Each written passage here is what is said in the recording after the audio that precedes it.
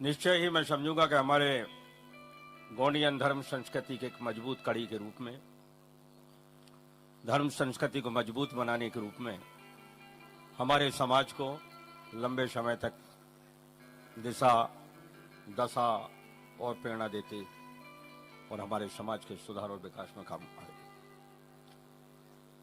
मुझे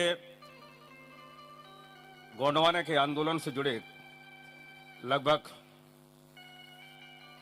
27-28 साल हो गए। 28 वर्षों से लगातार जुड़े रहने से बहुत सारे उतार और चढ़ाव हमने देखे और बहुत जगह जाने का मौका मिला। हम गोंडवाना की बात करने विदेश भी गए, विदेश में भी हमारी गोंडवाना की बात रखने का मौका मिला। देश में भी, देश के कम से कम 20-25 राज्यों में हमारी बात रखने का मौका मिला। तो सभी सगाजन इस बात से तो आप परिचित हैं कि जब गोंडवाना का जो आंदोलन चला, वो जो मिशन सब लोगों के सहयोग से चला, कोई अकेले मेरे नहीं, बहुत सारे लोग इसमें इकट्ठे हुए। हमारे उसमें धर्माचार, बहुत सारे लेखक, बहुत सारे संगीतज्ञ, नृत्यकार, गायककार, नाचने वाले, गाने वाले, बजाने वाले, मंत्र वाले, तंत्र वाले, भाषण वाले, जिनको जो भी कला आती थी, हर लोगों ने अपना एक योगदान इस गोंडवाना के समग्र क्रांति आंदोलन के लिए दिया। नेताओं ने अपनी राजनीति पे, समाज के लोगों ने सामाजिक काम लेकर, जो धर्माचार थे उन्हें पूजा पाठ की गतिविधि लेकर, तो सबका कहीं ना कहीं योगदान रहा।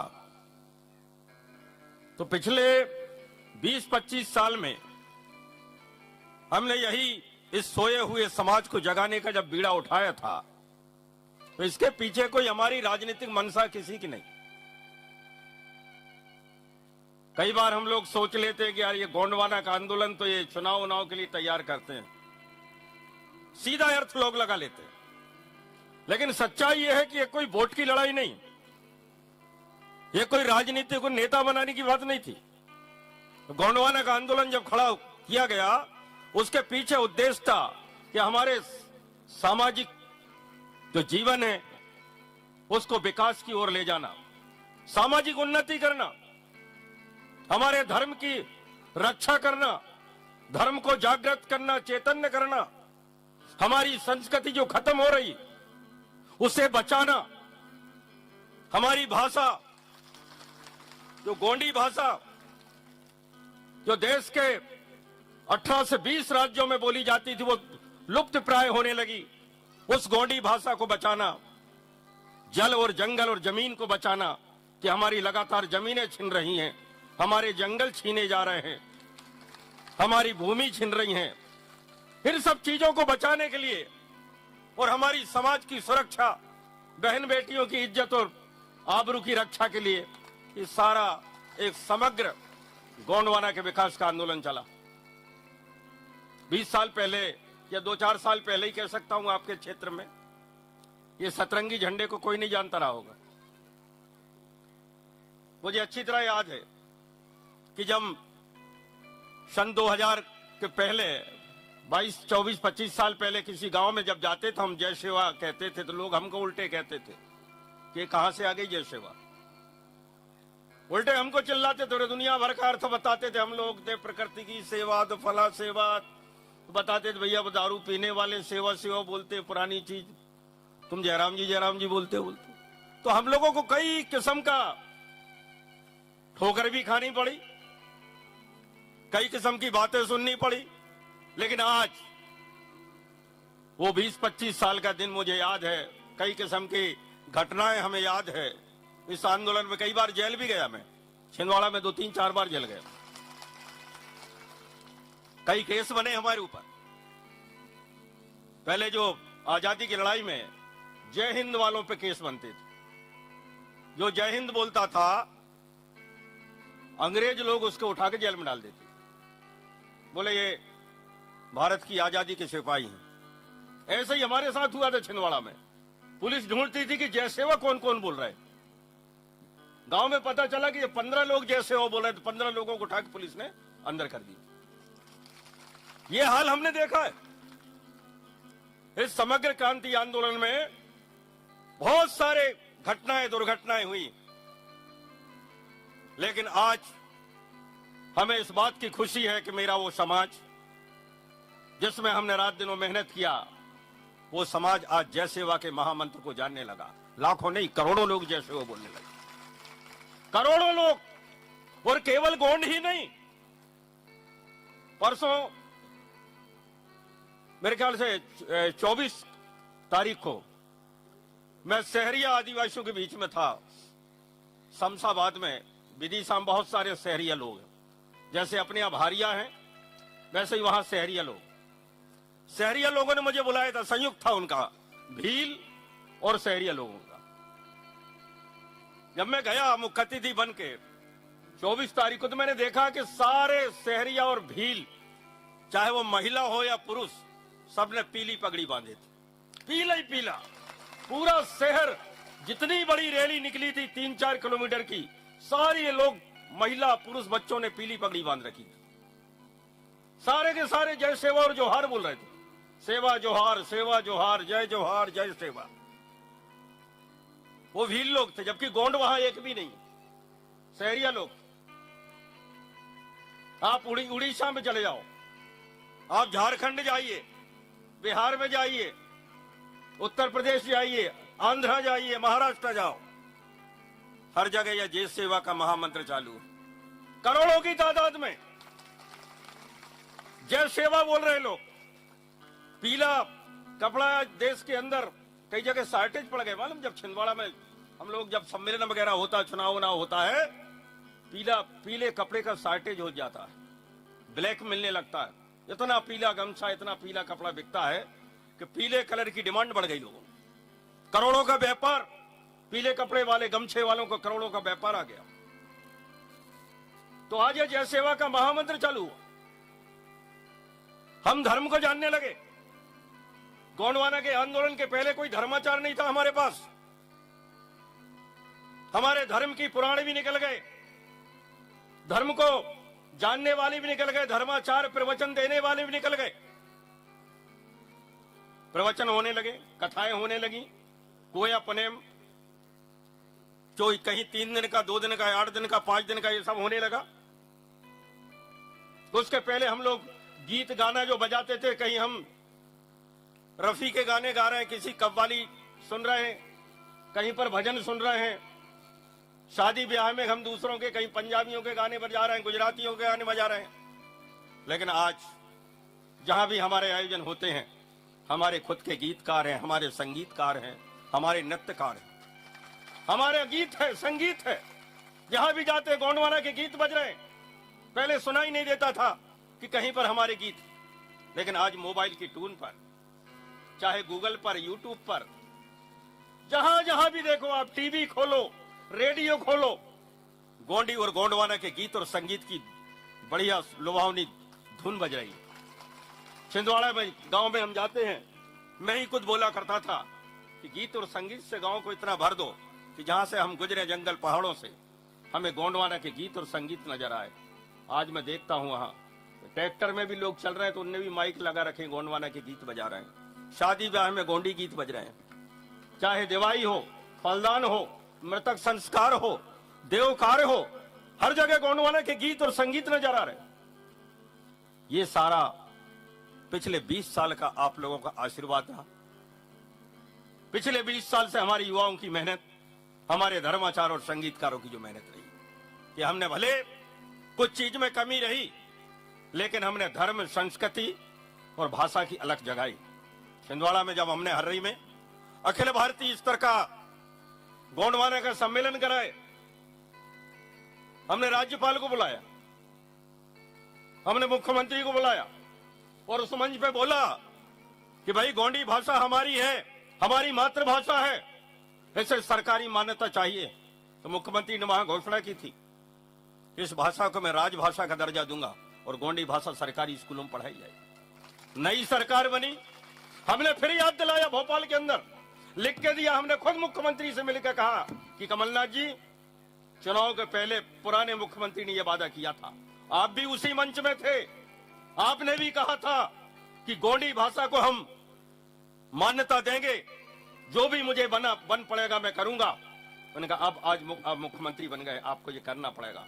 उसके 8 दिन बाद इसी मुख्यमंत्री ने, इसी सरकार में ये घोषणा हुई कि गोंडी भाषा को आने वाले सत्र में गोंडी भाषा को स्कूल के पाठ्यक्रम में लागू कराया जाएगा, ये सरकारी स्कूलों में पढ़ाई जाएगा। ये हुआ हमारे संघर्ष का नतीजा कि वो सम्मेलन के बाद देश के प्रधानमंत्री मंडला में आदि उत्सव में, सरकारी उत्सव में आए।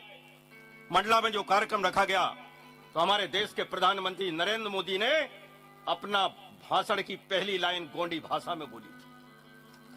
ये हमारे लिए गर्व का विषय है। जिस भाषा के लिए हमने 20 साल संघर्ष किया, जिस भाषा की मान्यता के लिए हम लोग लड़ते रहे, यहां से लेकर दिल्ली तक हमने जंतर मंतर में लड़ाई की, संघर्ष किया, कई बार ज्ञापन दिए, राष्ट्रपति से मिले, राज्यपाल से मिले। आज वो भाषा की चर्चा सरकारी महकमे में होने लगी, ये बहुत बड़ी गर्व की बात है आपके लिए। और मैं समझता हूं कि हमें चुपचाप बैठने की जरूरत नहीं, हम अभी भी लगे हुए कि लगातार हम भोपाल दिल्ली में बैठकर हमेशा हम सरकार को कान में आवाज डालते रहते हैं कि देखो भूलना मत, आपने जवान दिए, अगर आप हमें भूलोगे हम तुमको ही भूल जाएंगे। हमेशा हम उनको एहसास दिलाते रहते हैं कि हमारी गोंडी भाषा को संविधान की 8वीं अनुसूची में लागू होना चाहिए। अभी मैं दमोह में था 23 तारीख को, बहुत बड़ा गोंड समाज का प्रांतीय सम्मेलन था, 10,000 लोग करीब थे पूरे मंच के ऊपर। वहां हमारे केंद्रीय मंत्री फग्गन सिंह कुलस्ते जी भी थे। पुरजोर हमने फिर मांग उठाई कि भाई मध्य प्रदेश में केवल गोंडी भाषा पाठ्यक्रम में लागू कर देने से काम चलने वाला नहीं है। हमारी गोंडी भाषा हमारे देश के 18 राज्यों में बोली जाती है, 18 राज्यों में बोली जाती है। भारत के संविधान के 8वें अनुसूची में हमारी भाषा को वही मान्यता मिलना चाहिए जो हिंदी को मिला है, जो पंजाबी भाषा को मिला है, जो मराठी को, गुजराती को मिला हुआ है, उड़िया भाषा को मिला, जो कन्नड़ भाषा को मिला है। तमाम भाषाओं को मान्यता मिली। हमारी भाषा की लड़ाई नहीं हुई, हमारे लोगों ने आवाज नहीं लगाया, हमारे लोग लड़े नहीं, संघर्ष नहीं किए। हमारे जो सांसद विधायकों ने सदन में, लोकसभा में, राज्यसभा में, विधानसभा में आवाज नहीं उठाई। यही कारण कि हम लोग पिछड़ गए। लेकिन संघर्ष जारी है हमारा। समग्र क्रांति गोंडवाना के इस आंदोलन में केवल धर्म, भाषा, संस्कृति की बात नहीं है, ये गोंडवाना राज्य की लड़ाई है। राज्य बने आजादी के आज 70-72 साल हो गए। हम याद करते हैं भारत की आजादी को। लोग कहते हैं भाई आदिवासियों का क्या योगदान है। हम तो पुस्तक पढ़ते हैं, बस उन्हीं लोगों का योगदान था। पुस्तकों में पढ़ाया नहीं गया हमें कि आदिवासियों ने, गोंडों ने, आदिवासियों ने, शहरिया ने, भील ने, कोरकू ने, बैगा ने, प्रधान ने क्या योगदान किया है। कि आजादी की जो पहली क्रांति हुई थी 1857 में, कहते मंगल पांडे और बैरकपुर की छावनी से 1857 में देश की पहली क्रांति हुई। अंग्रेजों को भगाने के लिए, गुलामी के खिलाफ आजादी चाहिए। लेकिन मेरे पास ऐसे रिकॉर्ड्स हैं, आपके इसी पड़ोसी नरसिंहपुर जिले 1857 में भारत का इतिहास बोलता है, लेकिन हमारा गोंडवाना का इतिहास जो सरकारी रिकॉर्डों में दर्ज है 1842 में मदनपुर ढिलवार के राजा डीलन शाह, इन्होंने मंगल पांडे से पहली क्रांति चालू कर दी थी। यानी 15-16 साल पहले। लेकिन हमारे इतिहास को दबा दिया गया। हमारे लोगों ने उठाई नहीं ये बात। हमारे लोगों ने इन चीजों को इतिहास में दर्ज करें करके कभी दबाव नहीं डाला। पहली क्रांति के कोई जनक अगर हैं दुनिया के इतिहास में पता चल जाएगा। आप जाएं ऑक्सफोर्ड यूनिवर्सिटी की आपकी लाइब्रेरी में अगर जाएंगे, वहां हमारे गोंडवाना का इतिहास है, वहां पता चल जाएगा कि जब जब भी देश में आक्रमण हुआ है, जब जब भी आजादी की लड़ाई हुई है, चाहे वो पुर्तगालियों से हुई, ईसाइयों से, मुगलों से, अंग्रेजों से, जिससे भी हुआ, देश में जब जब भी आक्रमण हुआ विदेशियों का, पहली पंक्ति में लड़ने वाला कोई था, मेरे गोंडवाना का वीर सिपाही गोंड जवान था, आदिवासी था, जिन्होंने खून बहाया देश की आजादी के लिए। प्रथम पंक्ति में लड़े, महिलाएं लड़ी, हमारे राजा महाराजे लड़े, चाहे वो मदनपुर ढिलवार का हो, चाहे हराई की रानी हो, चाहे वो राजा हमारे छिंदवाड़ा जिले के बादल भोई हो, चाहे आपके राजा शंकर शाह रघुनाथ शाह हो, चाहे वीर नारायण शाह हो, राजा प्रवीण चंद्र भंजदेव हो, टांटा मामा भील हो, चाहे सरदार सिंह गोंड हो, बहुत सारे लोगों ने इस आजादी में अपना बलिदान दिया है। देश ऐसे ही आजाद नहीं हुआ। ये तमाम लोग, ये सेठ महाजन लोग तो अपनी दुकानदारी बचाने में बैठे थे। ये लोग तो शटर गिरा के बैठ गए कि हमारी दुकानदारी न लुट जाए, लोगों को लगा कि हमारी जमीन न लुट जाए। लेकिन हमारी माताएं, बहनों और युवा साथियों ने, हमारे किसान भाइयों ने, गरीबों ने, जमींदारों ने, राजाओं ने, गोंडवाना के अनेक पटरानी और रानी राजकुमारियों ने मुगलों के खिलाफ, अंग्रेजों के खिलाफ हमेशा तलवार से बदला लिया है। और रानी दुर्गावती जो मुगलों से लड़ी हो, ये वीरता की निशानी है, ये योद्धा कौम है, लड़ाकू कौम है। जब कहीं देश आजाद हुआ था, आजादी मुट्ठी भर लोगों ने देश को आजाद नहीं कराया, हजारों लाखों हमारी जान गई हैं, तब कहीं देश आजाद हुआ है। हमें लग रहा था कि देश जब आजाद हुआ तो हमें भी कुछ मिलेगा, हमें लग रहा था इस आजादी में हमारा भी इतना बड़ा योगदान है, हमें लग रहा था कि इस आजादी में हमारा हिस्सा मिलेगा, हमें भी हमारे अधिकार मिलेंगे, हमारी जो जमीनें हैं, हमारा जंग। शायद आपके अतिथि आ चुके हैं, मैं समझ रहा था मैं बाद में बात कर लूंगा, स्वागत करने। ठीक है साथियों, हमारे बीच में